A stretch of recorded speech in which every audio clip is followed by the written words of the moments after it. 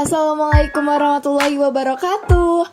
Halo semuanya, kami dari kelompok 8 akan menjelaskan tentang pengaturan tanaman dan aromaterapi di dalam kelas. Sebelumnya kita perkenalan dulu yuk. Saya Fadila Dinda Syafira dengan NIM 1805460 sebagai pemateri pertama. Halo, perkenalkan, nama aku Vivi Ilda dengan NIM 1805047 sebagai pemateri kedua. Hai teman-teman, nama aku Cahayu Rantika dengan NIM 1807780 sebagai pemateri ketiga. Nah, langsung saja ke materi yang pertama. Selamat menyaksikan. Pengertian pengaturan ruang kelas. Pengaturan ruang kelas adalah bagian dari pengelolaan kelas yang menjadi tugas dan tanggung jawab guru dengan memberdayakan segala potensi yang ada di dalam kelas demi keberlangsungan proses pembelajaran. Hal ini berarti setiap guru dituntut secara profesional untuk mengelola kelas sehingga tercipta suasana kelas yang kondusif mulai dari awal pembelajaran hingga akhir pembelajaran.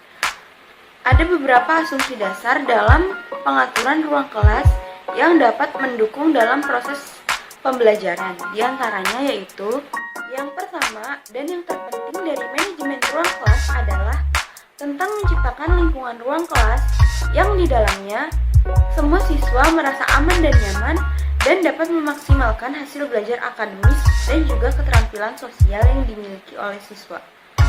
Yang kedua, pengaturan ruang kelas pasti berhubungan dengan instruksi yang efektif.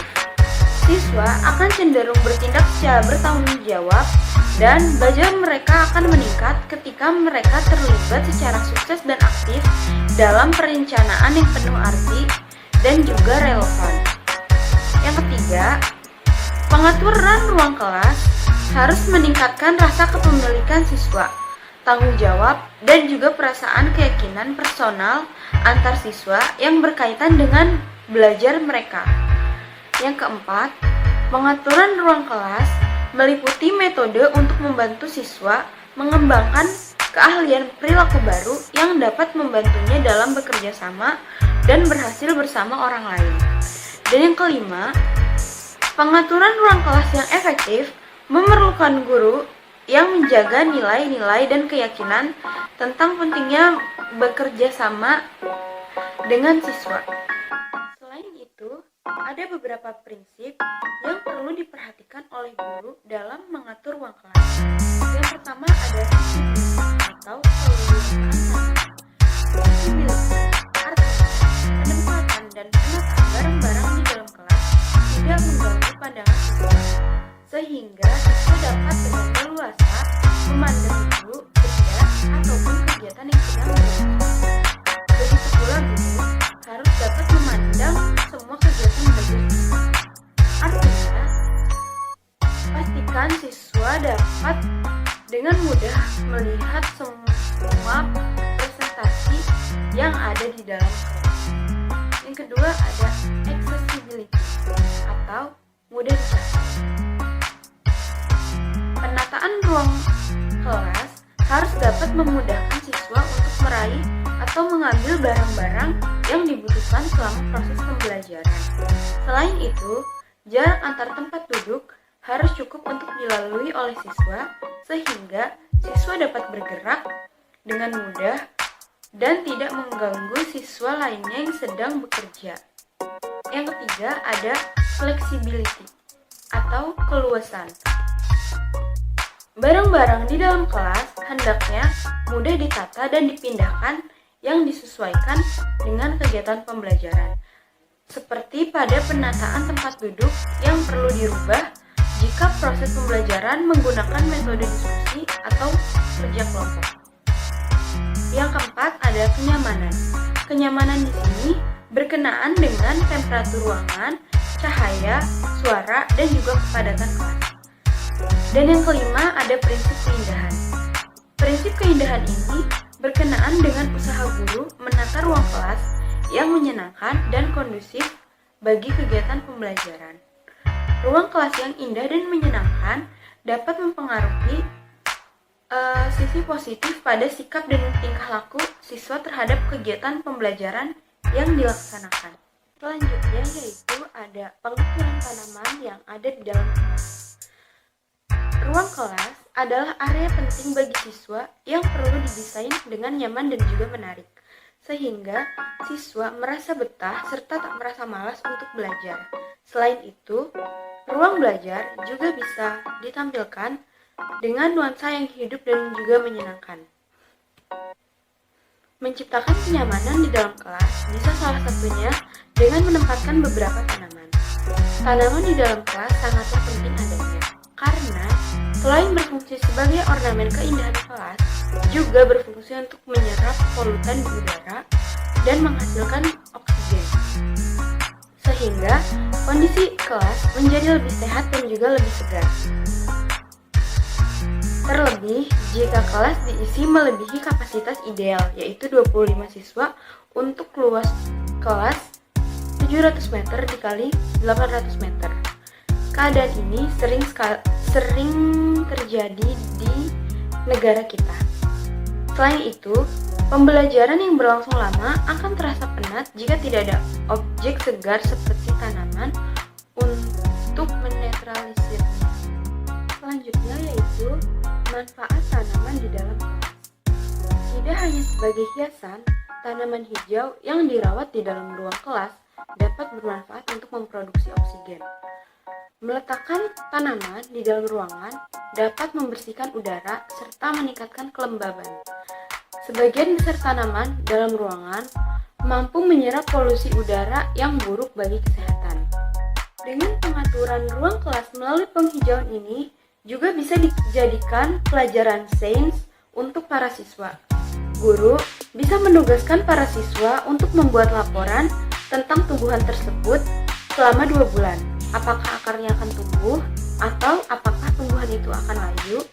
Hal ini mengingat terkadang guru tidak atau kurang menyadari bahwa lingkungan kelas itu sangat kaya sekali akan bahan-bahan alam yang dapat dijadikan sebagai media pembelajaran. Dan sebenarnya, tumbuhan di dalam kelas bisa dijadikan sumber belajar yang tidak terbatas.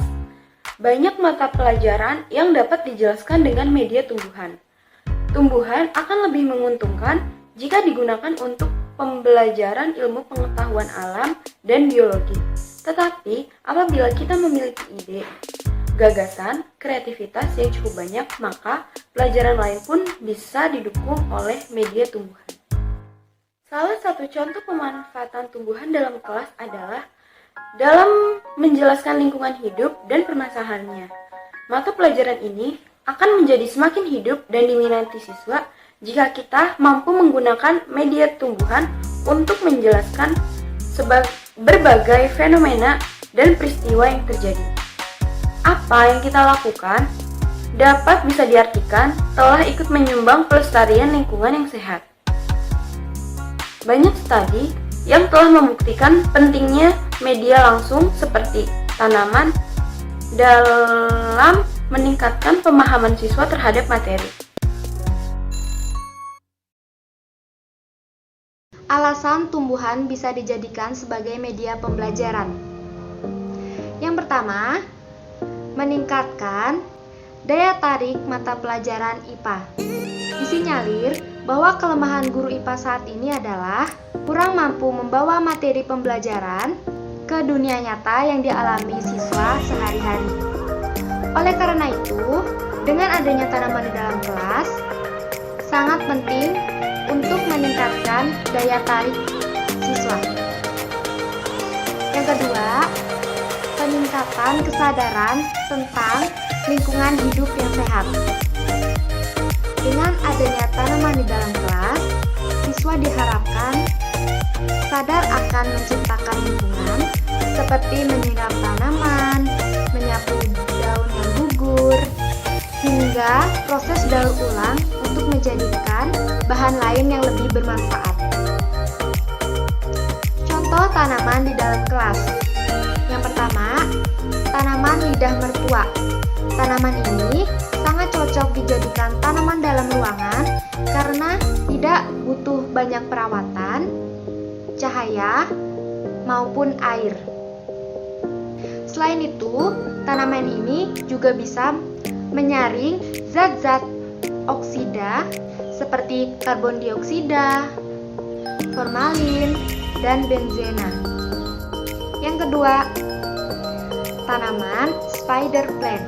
Tanaman ini bisa beraksi sebagai penyaring toksin. Selain itu, juga bisa menyerap zat-zat kimia. Yang ketiga, tanaman peace lily. Tanaman ini memiliki kemampuan untuk menyerap zat kimia yang beracun di dalam ruangan seperti senyawa kimia yang ada pada cat dinding. Yang keempat atau yang terakhir adalah tanaman lidah buaya. Tanaman lidah buaya ini bermanfaat untuk menghancurkan senyawa benzena yang dapat memberikan dampak buruk untuk kesehatan. Penggunaan aromaterapi di dalam kelas. Menurut Henderson 2007, aromaterapi merupakan minyak astiri yang mampu mempengaruhi individu baik secara fisiologis maupun psikologis. Dengan adanya aromaterapi di dalam kelas bisa sebagai salah satu cara efektif untuk relaksasi, menghilangkan stres, dan menenangkan pikiran. Cara kerja aromaterapi. Aromaterapi bekerja dengan cara mempengaruhi otak. Saraf-saraf penciuman yang terangsang dengan adanya aroma tertentu secara langsung berhubungan dengan hipotalamus.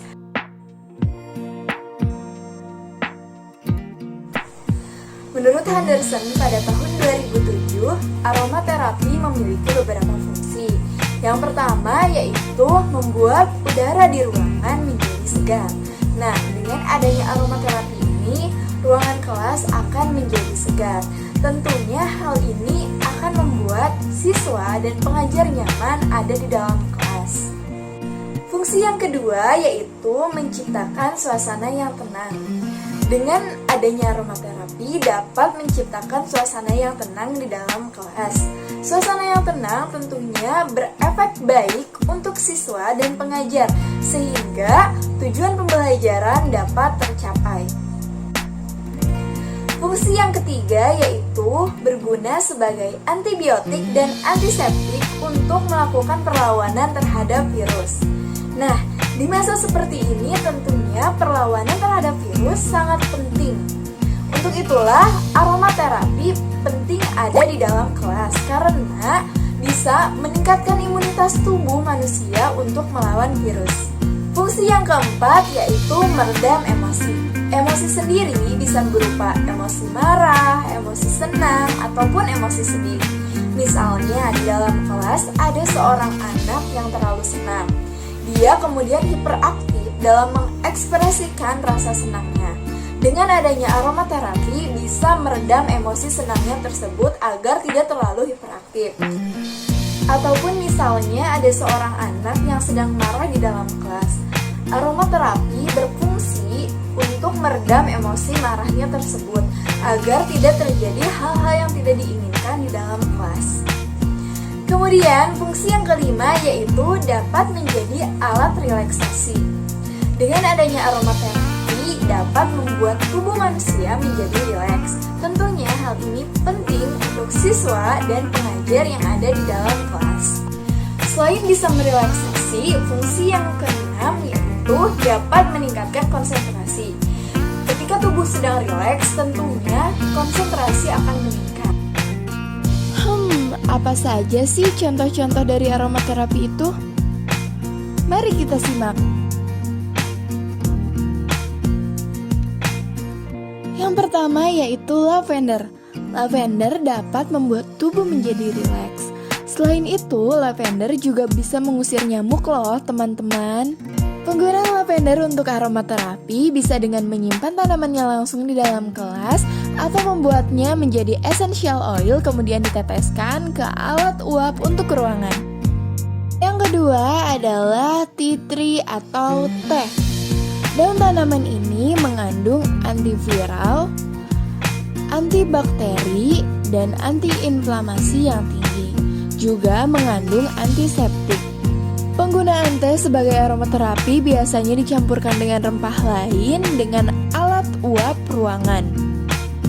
Selanjutnya yang ketiga yaitu ylang-ylang atau bunga kenanga. Bunga kenanga ini berfungsi untuk memberikan energi dan melawan kelelahan dalam tubuh, juga nyeri dalam tubuh, serta menghilangkan stres. Nah, penggunaan ylang-ylang untuk aromaterapi ini bisa berupa tanamannya langsung yang disimpan di dalam kelas atau dibuat menjadi essential oil kemudian diteteskan kepada alat uap untuk ruangan. Kemudian yang keempat adalah peppermint. Peppermint ini mengandung mentol yang dapat mengatasi juga menghilangkan mual dan muntah. Selain itu, aromanya juga bisa membuat tubuh menjadi fresh. Penggunaan peppermint untuk aromaterapi bisa dengan cara membuatnya menjadi essential oil, kemudian dioleskan di area tubuh tertentu untuk menenangkan. Nah, itu dia tadi penjelasan tentang pengaturan tanaman dan aromaterapi di dalam kelas dari kelompok 8. Sekian penjelasan dari kami, semoga bermanfaat. Terima kasih.